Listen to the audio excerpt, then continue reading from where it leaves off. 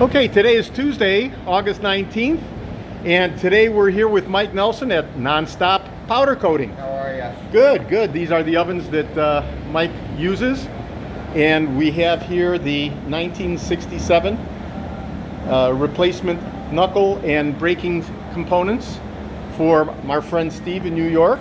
So these are the replacement knuckles and wheel hubs, along with the dust shields and the trigon retainers that have been powder coated.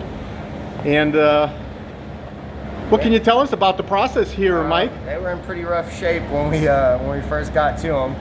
We had them sandblasted down, and then after they were actually we pre-masked them before we sandblasted them, because if we would have sandblasted that, it wouldn't be shiny in there. So we masked them before we blasted. So we masked the bore cups, and we masked the outer diameter of the wheel hub.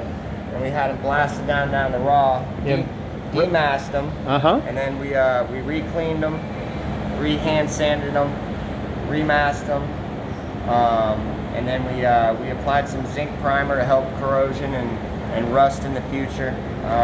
Now, does that zinc primer also help with the binding? It helps adhesion, and it's mainly for the rust, but it does help adhesion. And I recommend it on any steel parts. How thick are we talking about in terms of those two layers? You really have to take a mill gauge to it, but typically powder's going to probably lay around 1.7 mils for a solid coat, which is a fair amount. This has got the zinc primer and it's got the chassis black on top. So we're talking two coats. It's coated, yeah. Overall, we're probably somewhere around 2.5 to 3 mils of thickness. I would safely say probably more, but yeah.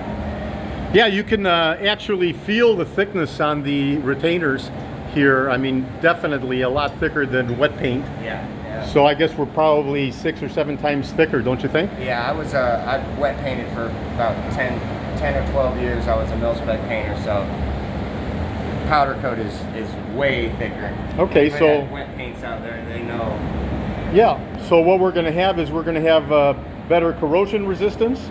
We're going to have an elegant underside to the carriage of the car in terms of the original number 10 sable black that was used by General Motors back in the day. So these will be going on the 1967 Cadillac Eldorado for my friend Steve up in New York.